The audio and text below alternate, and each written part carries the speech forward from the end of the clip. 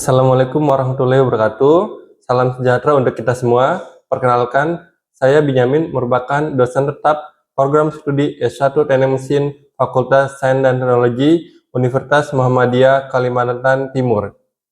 Perkenankan, saya pada kesempatan kali ini untuk menjelaskan mata kuliah yang saya ampuh di semester 1, yaitu mata kuliah menggambar teknik dengan metode DIA, Delivery, Interaction, and Assessment, yang mencoba untuk berfokus pada Student Centered Learning, Problem Based Learning, dan tugas mandiri. Video ini dibuat untuk memenuhi salah satu persyaratan sertifikasi dosen tahun 2025, yaitu pernyataan diri dosen dalam unjuk kerja Tridharma Perguruan Tinggi, khususnya aspek pengajaran. Saya akan memulai menjelaskan deskripsi dan informasi umum di mata kuliah menggambar teknik. Mata kuliah menggambar teknik merupakan mata kuliah wajib bagi mahasiswa semester 1 pada program studi S1 Teknik Mesin Universitas Muhammadiyah Kalimantan Timur. Mata kuliah menggambar teknik ini memiliki bobot sebesar 2 SKS. Selama 1 semester, bahasa pengantar yang digunakan dalam mata kuliah ini adalah bahasa Indonesia. Tujuan utama mata kuliah menggambar teknik adalah memberikan pemahaman tentang cara membaca, membuat, dan menginterpretasikan gambar teknik berdasarkan standar internasional. Pada mata kuliah ini akan membahas tentang 1. Fungsi dan sifat gambar sebagai bahasa teknik. 2. Perlengkapan alat-alat gambar dan standar-standar gambar teknik. 3. Garis, huruf, dan angka dalam gambar teknik. 4. Penyajian gambar 3 dimensi dan cara proyeksi yang menggunakan pada gambar kerja, ya, proyeksi Amerika dan proyeksi Eropa. Yang kelima, teknik dasar menentukan ukuran-ukuran serta lambang-lambang dalam gambar teknik. Keenam, gambar penampang atau potongan serta aturannya. 7. Teknik membuat penampang dan ukuran. Kedelapan, membuat gambar rinci dan gambar susunan. Kesembilan, membuat gambar kerja dan tanda pengerjaannya. Dan yang terakhir, 10, toleransi dan sesuaian. Untuk capaian pembelajaran lulusan, program S1 Teknik Mesin yang dibebankan pada mata kuliah ini adalah yang pertama, mampu menunjukkan kinerja mandiri, bermutu, dan terukur. Kedua, menguasai konsep teoritis sains rekayasa, engineering science, prinsip-prinsip rekayasa, engineering principle, dan perancangan rekayasa yang diperlukan dalam bidang rekayasa mesin secara mendalam. Untuk mencapai pembelajaran atau CPMK pada mata kuliah ini ada 5. Yang pertama, mampu memahami fungsi dan sifat gambar sebagai bahasa teknik. Yang kedua, mampu menggunakan alat-alat gambar dan memahami standar-standar gambar teknik. Yang ketiga, mampu memahami dan membuat garis, huruf, dan angka dalam gambar teknik. Yang keempat, mampu membuat gambar 3 dimensi, proyeksi terbuat sejajar, miring, tegak, dan aksonometri. Yang kelima, mampu membuat gambar kerja 2 dimensi secara detail dengan penerapan standar ISO. Untuk referensi yang digunakan pada mata kuliah menggambar teknik ini beragam, mengacu pada buku ajar, buku elektronik, dan video interaktif dari YouTube yang telah dirancang dan disusun sesuai dengan RPS selama 1 semester ke depan. Selain itu, perkuliahan dilakukan secara sinkronus dan asinkronus dengan metode pembelajaran aktif yang menggunakan peran dari keaktifan mahasiswa dalam proses pembelajarannya. Bentuk perkuliahan secara sinkronus dilakukan secara tatap muka di ruang kelas maupun menggunakan Zoom to Web Conference. Sedangkan perkuliahan asinkronus dilakukan melalui metode Google Classroom dan WhatsApp Group untuk memfasilitasi mahasiswa dalam berdiskusi perihal mata kuliah menggambar teknik dan untuk penugasan secara mandiri. Pembelajaran mata kuliah menggambar teknik ini dilakukan selama 16 pekan dengan 7 pekan pemaparan materi dan soal latihan. Kemudian ujian tengah semester dilaksanakan di pekan ke-8. Untuk minggu ke-9 sampai dengan minggu ke-15, ini kembali pemaparan dan latihan penugasan dan pelaksanaan ujian akhir semester di minggu ke-16. Evaluasi pembelajaran mata kuliah menggambar teknik didapatkan dalam 4 komponen, yaitu partisipatif mahasiswa 10%, tugas terstruktur 20%, ujian tengah semester 30%, dan ujian akhir semester 40%, dengan bobot total yaitu sebesar 100%. Demikian informasi yang dapat saya sampaikan terkait mata kuliah menggambar teknik. Untuk mahasiswa program S1 Teknik Mesin Universitas Muhammadiyah Kalimantan Timur, berikut merupakan cuplikan dari proses pembelajaran yang saya laksanakan secara sinkronus tatap muka di ruang kelas. Selamat menyaksikan. Kita mulai ya. Bismillahirrahmanirrahim. Assalamualaikum warahmatullahi wabarakatuh. Waalaikumsalam. Selamat pagi semuanya. Semoga kita semua hari ini dalam kondisi sehat walafiat, ya, tidak mengalami kekurangan sedikit apapun. Terima kasih ya adik-adik semuanya atas kehadirannya. Kita hari ini memasuki pertemuan kelima ya tentang proyeksi ya ortogonal menggunakan sistem proyeksi Amerika seperti itu. Oke, seperti biasa sebelum kita masuk ke materi ya, mari kita sama-sama berdoa dahulu ya menurut agama dan kepercayaan masing-masing. Berdoa dimulai. Berdoa selesai. Oke, hari ini ada yang tidak hadir kelas, tidak masuk kelas? Ada semua ya? Oke, alhamdulillah ada semua. Oke, baiklah. Kita mulai ya materi kita mengenai proyeksi ortogonal ya menggunakan proyeksi Amerika ya. Kenapa disebut dengan proyeksi Amerika ya? Karena dia berada pada di kuadran ketiga ya, kuadran ketiga. Yang itu kita dapatkan di mana minimal ada 3 pandangan ya, pandangan depan ya, kemudian pandangan atas dan pandangan samping kanan seperti itu. Bedanya dengan proyeksi Eropa, kalau Amerika itu pandangan depan dia penempatan di depan ya, kemudian pandangan atas dia berada penempatan di atas dan pandangan kanan penempatan di kanan. Kalau Eropa kebalikannya ya, kita seperti men-center suatu benda objek, dia dipakai bayangannya.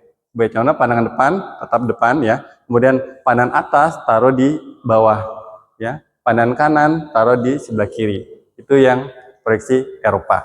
Begitu. Pada hari ini kita hanya fokus mengenai pandangan proyeksi Amerika. Begitu.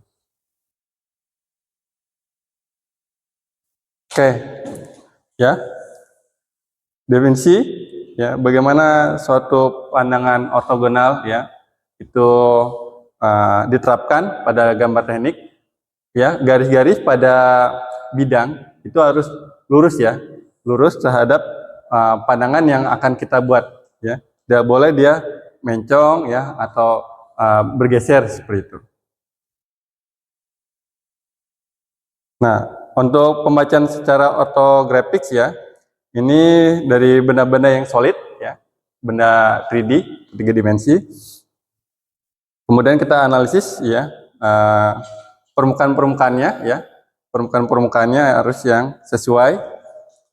Nah, missing ya, problemnya seperti apa.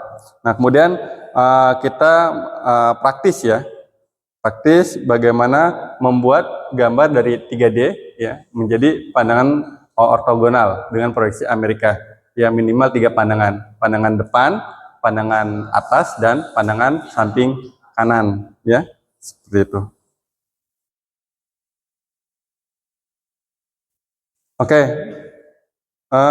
ini ya dalam pembacaan suatu gambar ya, ini dimana proses merekognisi ya suatu bentuk ya dari suatu objek yang mana kita menginterpretasikan ya suatu pandangan-pandangan secara ortogonal. Seperti itu. Dia ortogonal, dia tegak lurus ya, pandangannya tegak lurus. Beda dengan perspektif, berarti dia ada sudut ya, ketentuan tertentu ya. Kita sudah pernah belajar ya tentang 3D yang isometrik ya. Kemudian perspektif itu ada sudut tertentu. Nah, kalau orthogonal view dia tegak lurus ya dengan skalanya 1:1. Pandangan depan 1:1, pandangan kanan 1:1, dan pandangan atas 1:1. Ya, itu adalah ortogonic ya, orthographic view. Nah, sebagai contoh kita lihat di sini dari model ya silinder, kita buat 3D-nya, kemudian kita buat ortografiknya ya, ortogonalnya seperti ini ya. Dia lurus ya, tegak lurus terhadap ya benda kerjanya atau terhadap bidangnya. Kita lihat benda kerjanya dia tegak lurus terhadap bidangnya ya. Ini bidangnya, dan kemarin ini garis sumbunya ya, garis sumbu.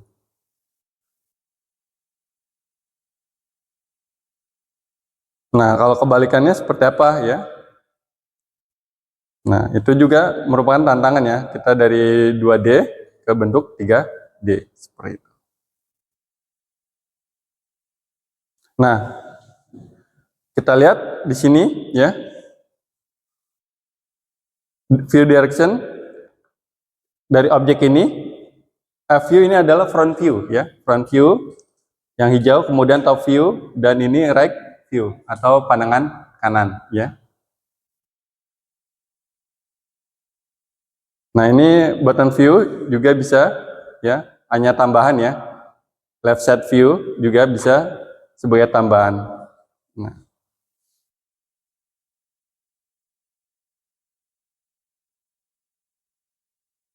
kita analis by solid ya. Kita lihat base idea di sini ya. Nah, di mana objek yang dikompos ke dalam solid geometrik yaitu masih bentuk primitif, kita untuk suatu gambar kerja ya di lapangan, di workshop, kita membutuhkan gambar yang detail ya, gambar yang lebih jelas seperti itu. Nah, ini beberapa bentuk yang 3D sederhana seperti prisma ya, rectangular, kemudian silinder ya, kon ya atau kerucut, piramida, dan bola sphere ya. Oke, ini kita lihat di sini ya berapa orientasi ya. Saya duduk sebentar ya. Kita memilih berapa direksi pandangan ya, arah pandangan seperti itu. Kemudian membaca setiap permukaan-permukaan secara individual ya, individual. Nah, kemudian nampak setiap pandangan ya, itu adalah dan juga memiliki relasi setiap pandangan yang lainnya. Nah, membuat ya geometrik padatan yang solid ya, itu cocok proper ya dari setiap pembacaan. Nah, assembly ya, semua solid primitive geometrik ya berdasarkan pandangan-pandangan ortografik. Nah, sebagai contoh, nah ini gambar yang dari 2 dimensi ya, 2 dimensi pandangan depan, atas, dan pandangan kanan seperti itu. Nah, composition kita menyatukan ya, bentuk awalnya yaitu 3D-nya kotak ya, kemudian ada tambahan ya, yaitu berupa hole, lingkaran seperti itu. Nah, ini kebalikannya dari pandangan 2 dimensi ya, ortogonal menjadi 3 dimensi seperti itu.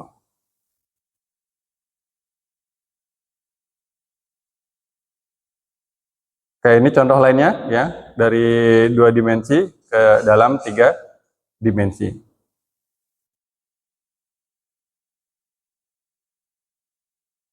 Oke, ada lingkarannya ya. Silindernya seperti itu.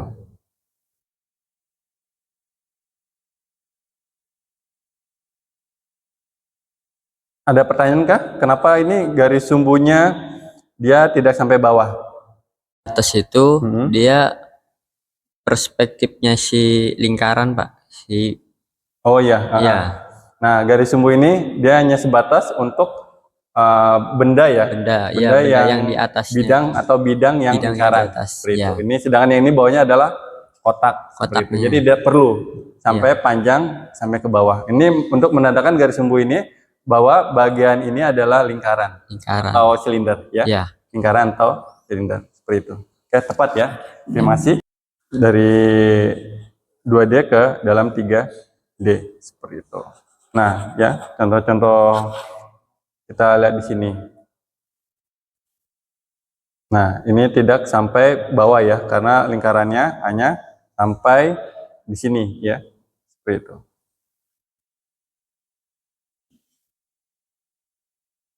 Nah, ini contoh lainnya ya, secara 3 dimensi. Untuk membuat 3 dimensi ya, wedge yaitu segitiga ya, 3 dimensi, L-shape ya, blok. Nah, kemudian kita buat contoh lainnya, analisis oleh surface atau permukaan ya. Nah, reading step-nya bagaimana pemahaman dalam proyeksi ortografik ya, atau ortogonal ini berarti mengartikan dari suatu garis-garis ya, proyeksi dan permukaan itu adalah sangat penting ya, garis-garis dan permukaan. Dimana dalam pembacaan setiap individual set lines atau garis-garis dari suatu permukaan ya, yang nampak dari setiap pandangan itu sangat berrelasi ya, dari setiap pandangan yang lain, seperti itu. Mengorientasi ya terhadap pandangan-pandangan yang diberikan. Nah, ya, secara mental kita membuat dan mensketsa bentuk ya permukaan untuk membuat ya orthographic view sebagai bentuk yang untuk kita mulai ya, Nah, kita repeat step 2 sampai repeat step 3 ya, sampai semua pembacaan terbaca. Sampai proses pengulangan detail dari suatu objek ya ditambahkan sampai selesainya bentuk yang diperoleh ya.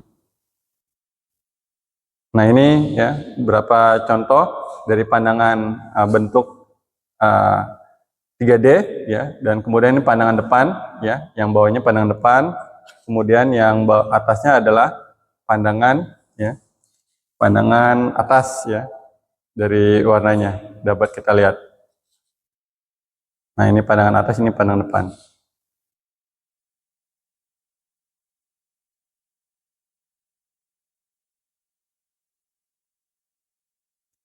Nah, top view ya.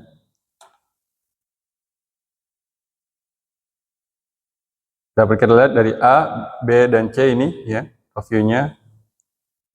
Nah, ini beberapa possible object bentuknya. Seperti ini ya. Kalau kita hanya pandangan depan saja, pandangan atas saja, akan tampilannya seperti ini ya. Bisa seperti ini ya, atau seperti ini. Kita berarti butuh 2 pandangan yang lain ya, untuk memperjelas. Nah, ini contoh lainnya ya.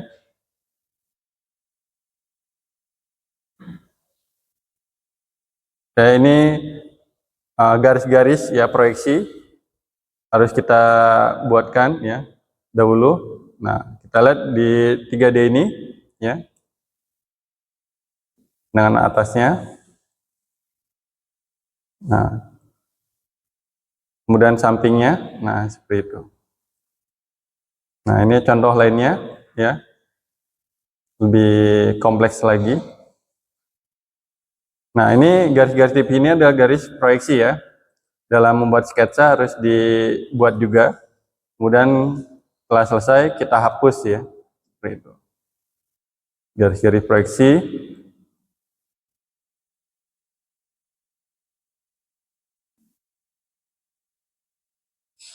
Nah, kemudian bagian atasnya kita buat juga ya dari gambar ini.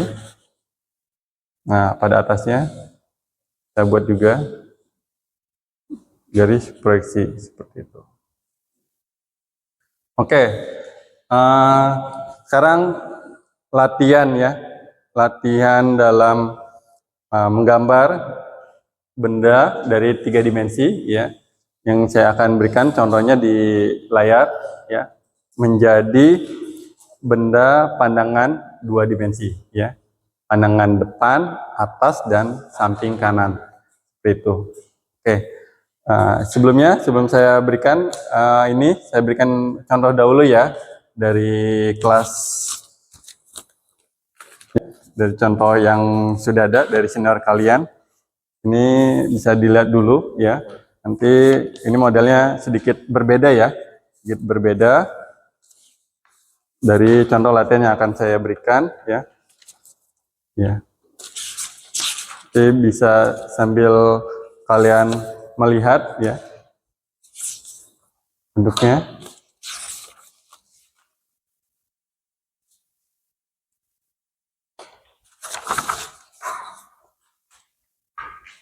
Oke.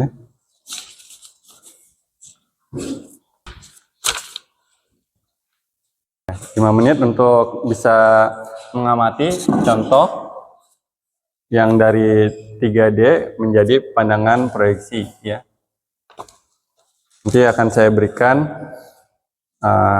lembar ya, kertas kosong untuk kalian buat sketsanya.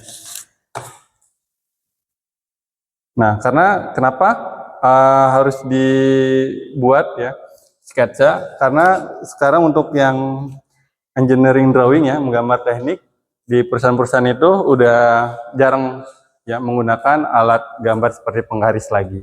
Karena mereka di workshop dari suatu benda ya, benda kerja, mereka gambar ulang dengan sketsa berapa menit. Nah, dari sketsa itu dibuat menggunakan software CAD seperti AutoCAD atau SolidWorks ya di perusahaan. Maka untuk efisiensi waktu ya, menghemat waktu, menggunakan seperti software SolidWorks ya, itu sangat menghemat waktu sekali dalam pekerjaan. Oke, ini untuk latihan ya, dari gambar contoh latihan yang ada di layar ya. Kalian buat pandangan atas ya, depan dan pandangan kanan ya. Begitu. Ini ada kertas kosong. Oke, tolong berikan di sebelahnya.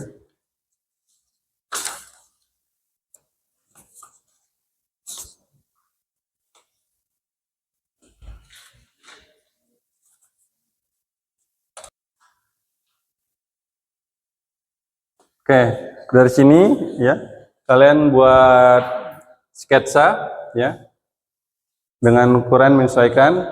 Ini pandangan depannya ya, sumbu Z, bidang XY, pandangan depan ya. Kemudian pandangan atasnya ya, ini pandangan atasnya, bidang ZX ya, pandangan atas. Kemudian pandangan samping kanannya ini ya, bidang YZ, bidang YZ seperti itu ya. Buat sketsanya silakan, saya berikan waktu 10 menit ya untuk latihan.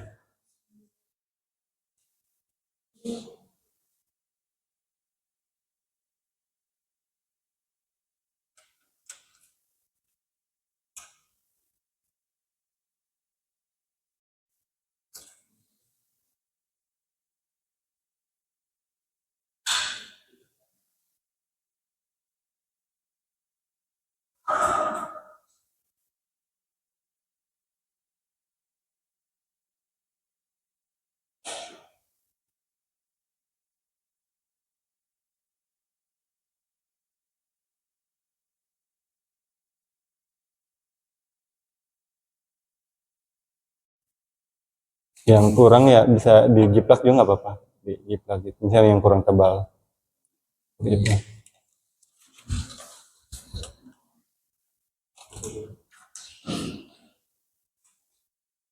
Oke, ya silakan. Dari gambar proyeksi ini saya mau menanyakan bahwa dari fungsi fillet itu fungsinya buat apa, terus ukurannya berapa, Pak? Oke, fillet di sini ukuran fillet biasanya dia untuk membuat celah ya antara siku, dia jadi lebih halus ya, dan juga memperkuat agar tidak mudah retak ya. Makanya kalau ada di bagian-bagian seperti ini, dia untuk mengurangi ketika nanti dibuatkan benda kerja, mengurangi atau mencegah terjadinya keretakan seperti itu ya, dan juga untuk mengurangi ketajaman ya, biar tidak mudah kena tangan ya, seperti itu fungsinya. Ya, sama-sama. Terima kasih ya. Saya kira cukup ya untuk pertemuan pada siang hari ini ya.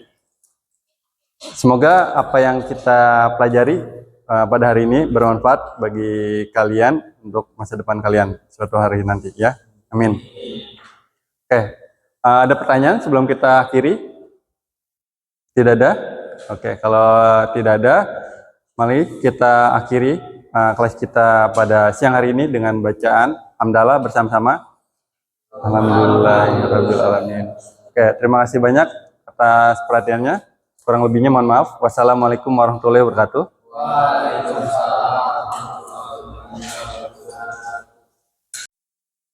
Demikian deskripsi singkat serta cuplikan proses pembelajaran dari mata kuliah menggambar teknik yang saya ampuh. Semoga dapat memberikan gambaran tentang kinerja pengajaran yang saya lakukan di mata kuliah menggambar teknik pada program studi S1 Teknik Mesin Universitas Muhammadiyah Kalimantan Timur. Saya juga mengucapkan terima kasih kepada seluruh pihak yang terlibat, terutama kepada tim penilai dan tim panitia seleksi sertifikasi dosen tahun 2025, LL Dikti Wilayah 11 Kalimantan, serta Direktorat Sumber Daya Dirjen Dikti Kemendikti Saintek. Tidak lupa, saya juga mengucapkan terima kasih kepada Universitas Muhammadiyah Kalimantan Timur, seluruh jajaran pimpinan, serta rekan sejawat, dosen, dan rekan-rekan mahasiswa. Demikian yang dapat saya sampaikan. Mohon maaf apabila terdapat kekurangan dan kesalahan dari saya. Sekian, wassalamualaikum warahmatullahi wabarakatuh.